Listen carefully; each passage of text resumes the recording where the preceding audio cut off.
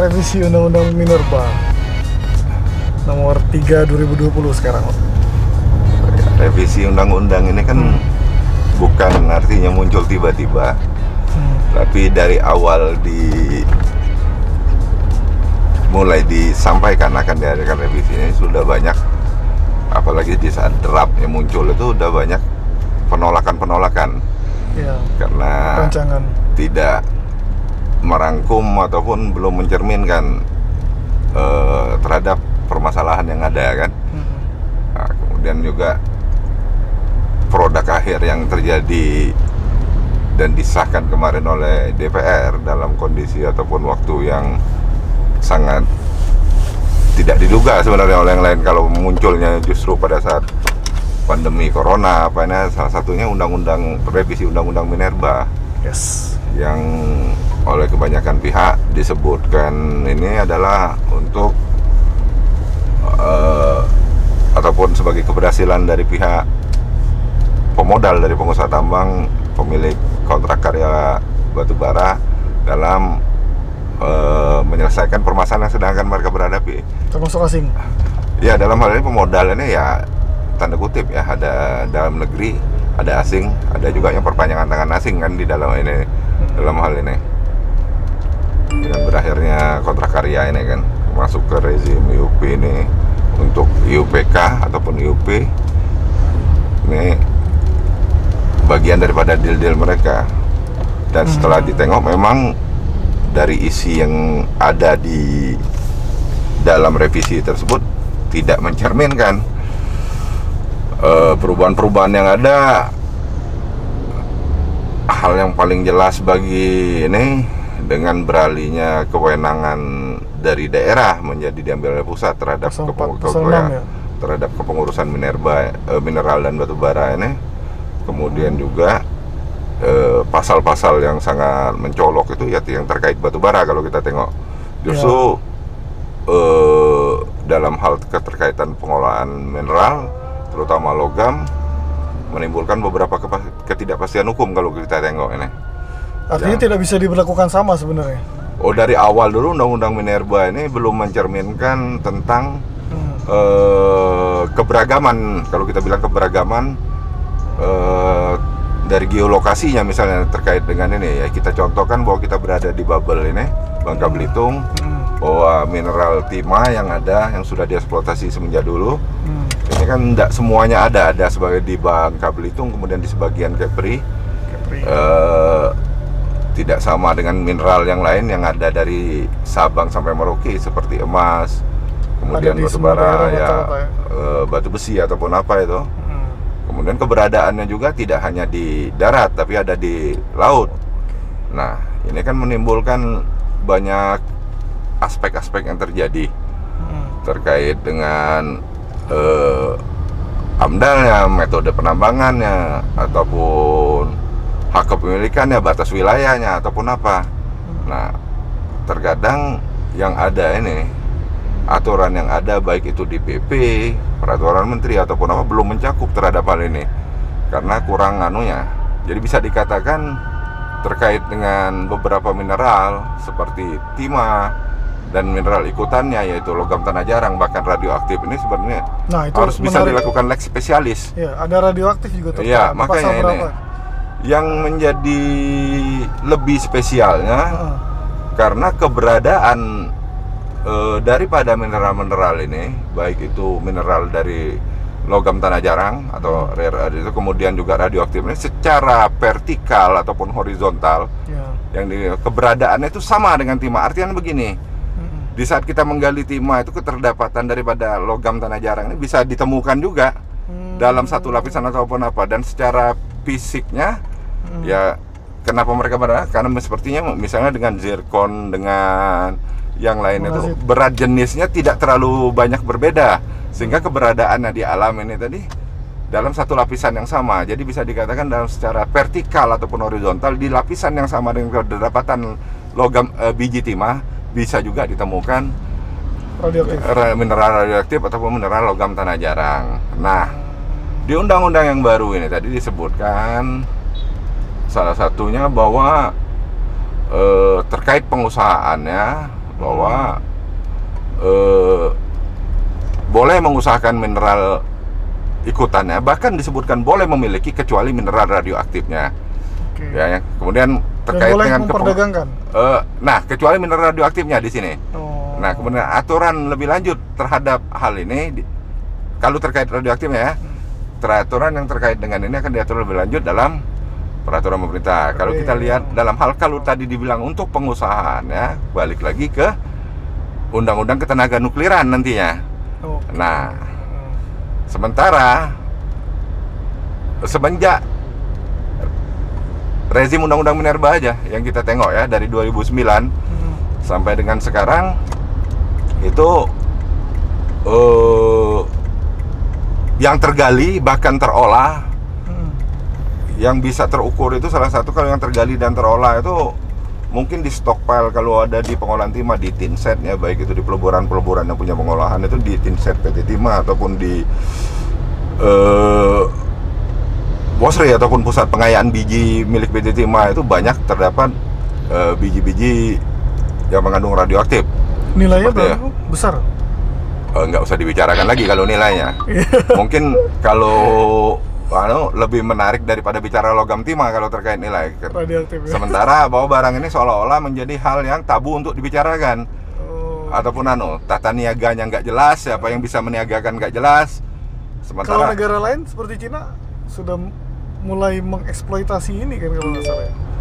mereka berharap banyak terhadap barang ini. Nah, yang saya bilang tadi semenjak rezim undang-undang minerba bahwa tata pengelolaan tentang peleburan timah ini sudah agak mendingan, bahwa stockpile daripada slag sebagai hasil sisa peleburan yang ada ini tadi yang mengandung radioaktif ini kan terlalu ditengok, kemudian diawasi oleh pihak Bapeten ya, selaku pengawas terkait dengan kenukliran yang ada di Republik ini kan, Bapeten ya dalam hal ini yang diturunkan ini untuk mengawasi ini bahwa stockpile-nya apa segala macam.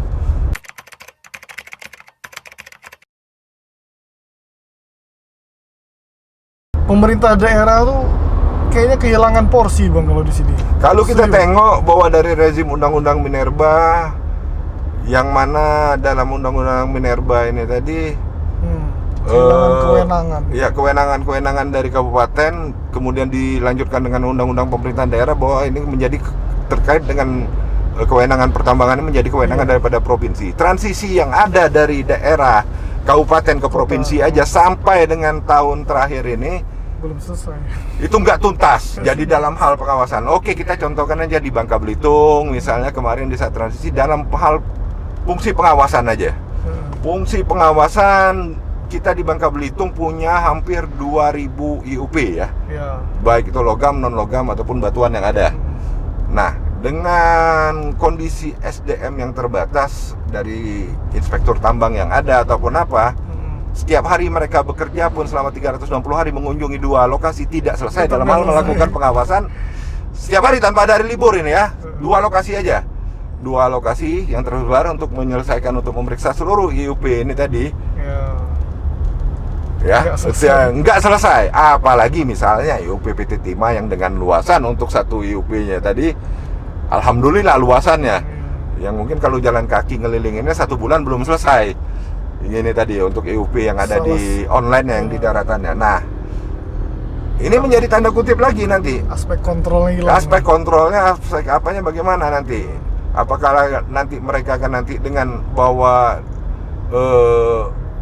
dengan adanya keputusan daripada gubernur dan Perda nanti untuk penggabungan dinas bahwa dinas SDM juga akan digabungkan dengan PTSP ya, pelayanan terpadu satu pintu. Kalau kita tengok yang disampaikan oleh Pak Wakil Gubernur baru-baru ini nanti bahwa yang ada nanti dari perwakilan dari pusat aja, yang para inspektur aja kan yang akan ada di sininya. Iya betul. Nah, dalam aspek pengawasan berapa personil nanti yang akan mereka terapkan, kemudian berapa banyak yang ada di sini terhadap IUP dan bagaimana waktunya ataupun apa. Sementara bahwa provinsi yang ada di sini sejak dulu di sini dan orang yang ada di sini pun masih kesulitan dalam hal menata ataupun mengatur berlanjut tentang kondisi ini pada saat transisi dari kabupaten, kota, kota ke ke provinsi. Iya. Apalagi yang ini. Jadi perlu Kajian, pemikiran yang iya. panjang, kemudian juga perlu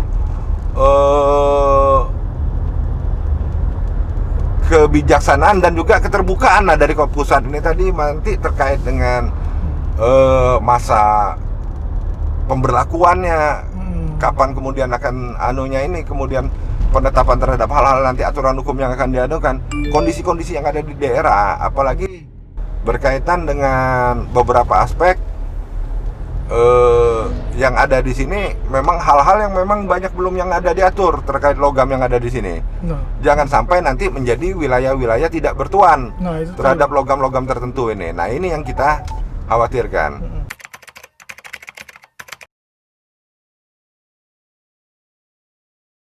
Bang, mungkin atau bisa jadi selama ini para pengusaha investor itu tidak mendapatkan kepastian hukum atau jaminan hukum, kepastian investasi, makanya sekarang banyak yang istilahnya Ya beginilah pengusaha ini tadi kan, kalau kita tengok tadi, pengusaha itu kan yang punya modal nih. Heeh.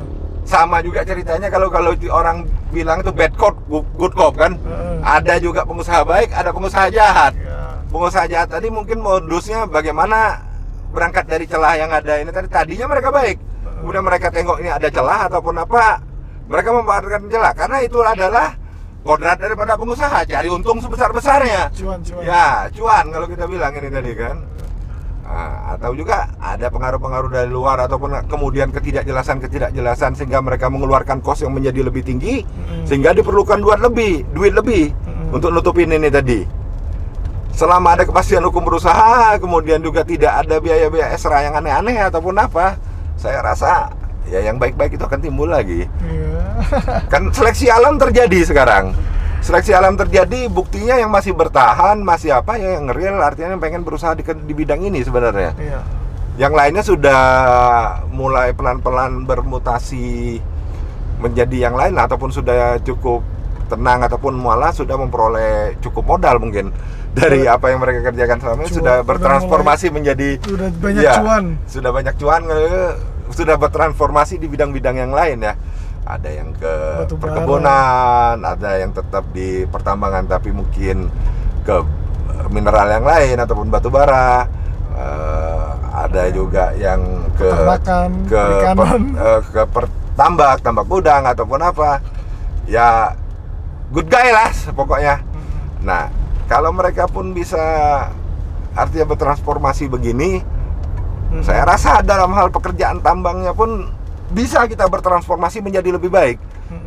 Nah, dimulai dari regulasi yang jelas dan goodwill daripada para playernya bahwa barang ini tadi adalah anugerah, jangan jadikan ini musibah bagi kita bersama. Sepakat dimulai dari regulasi karena ya salah satu kontrolnya harusnya regulasi emang gitu. Ya, kalau regulasinya jelas, timbal baliknya jelas, artinya bahwa penegak regulasi pun ada regulasinya. Di saat mereka tidak menegakkan regulasi, tuntaslah barang ini.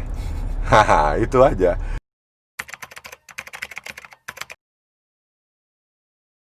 Kalau sebenarnya bagus apa enggak Bang revisi undang-undang yang baru ini bagi Bangka Belitung, untuk Bangka Belitung, untuk timah, sektor timah ini tadi kan seharusnya bisa jadi leading sektor untuk percontohan daripada logam yang lain ataupun mineral yang lain di saat pemberlakuan Undang-Undang Minerba 2009, karena kita sudah mendahului daripada logam yang lain di saat bahwa tidak boleh diekspor dalam bentuk biji ya. Itu di awal tahun 2000 kita sudah melaksanakannya. Tata niaganya sudah jauh lebih baik, sudah diatur ataupun apa terkait dengan royalti, terkait dengan apanya sudah diatur dengan baik ataupun apa. Tapi kita berjalan mundur, increase kalau kita bilang dalam praktek yang ada itu penurunan. Ya, penurunan dalam prakteknya sebenarnya bisa dijadikan leading sektor percontohan. Nah, kenapa ini perlu keseriusan?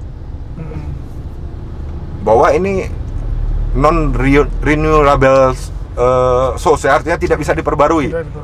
Bahwa cadangan ini tadi terhadap ini cadangan semakin menipis ataupun apa, kemudian penemuan cadangan baru terbukti, itu sudah semakin mahal kosnya, karena mungkin yang ada sekarang adalah cadangan di laut mungkin Laut dan dalam. Laut dan dalam. Laut dan dalam, ini catatannya. Laut dan dalam. Paskanya belum. Di undang-undang baru malah diperketat malah. Lihat sanksi-sanksinya malah lebih parah. Ada 500 miliar, denda 100 miliar lah, malah lebih parah. Nah, gimana caranya kalau emang kalau bicara sanksi, denda dan ataupun apa ya, kita lihat penerapannya. Saya nggak bicara di pertambangan ataupun apa ya, tentang pembakaran hutan pun yang didenda sekian ratus miliar, ada yang triliun. Iya. Itu nggak tuntas-tuntas di Republik ini, apalagi yang pasca tambang orang ini tadi. Terhadap misalnya kewajiban reklamasi yang tidak dilaksanakan ataupun apa, udah jelas milik siapa, tinggal disebutkan aja ini bekas ditambang rakyat, nggak ketemu jadi siapa yang harus bertanggung jawab terhadap barang ini. Kalau mereka bilang sudah direklamasi, seperti punya PT Timah, yang saya bilang sudah prosesnya sudah bagus, kemudian sudah dikerjakan oleh pihak ketiga dalam hal ini untuk reklamasi penanaman, dan kemudian dirusak oleh orang. Apakah mereka harus nanam lagi terhadap barang ini? Apa? Memang ada kelemahan, tidak diserahkan ataupun segera dikembalikan ke Pemda di saat barang ini sudah tumbuh dan baik ataupun diterimakan. Saya juga nggak mengerti aturannya kenapa nggak diserahkan, direlinguis, artian dilepas kawasan ini. Terkait dengan apanya, tapi itu tadi bahwa ini menjadi lingkaran setan. Tapi proses mungkin, Bang. Bukan hanya proses, bahwa aturan yang nggak jelas, kemudian penambangan yang tidak tuntas. Nah, itu aturan. Kenapa saya bilang penambangan tidak tuntas? Begini, contoh yang terakhir ini lokasi yang bekas penambangan timah, yang mungkin tidak terlalu ekonomis baik secara tambang skala kecil yang dikerjakan oleh rakyat sendiri pun untuk tetap ditambang timahnya, tapi terkait dengan adanya bahwa ada nilai ekonomi daripada mineral-mineral ikutan seperti ilmenit, zirkon yang tadinya menjadi mineral ikutan yang dibuang pada saat pencucian timah di saat penambangan ini tadi, itu kemudian dikumpulkan lagi oleh rakyat. Ya artinya begini ya, jadi kalau tadinya ada kepastian hukum boleh dimiliki, boleh diusahakan oleh perusahaan yang menambang ini, tidak apa, saya yakin tidak akan sebutir pun yang akan ditinggalkan, semuanya diambil. Karena ada barang ini tadi bisa dimiliki, bisa diusahakan dan lain-lainnya. Itu tadi konsekuensi dari keberadaannya dalam satu lapisan yang sama tadi, baik secara vertikal ataupun horizontal. Nah, inilah yang aturannya tadi harusnya sepertinya mencakupkan banyak ahli yang dalam menyusun ini tadi ataupun apa.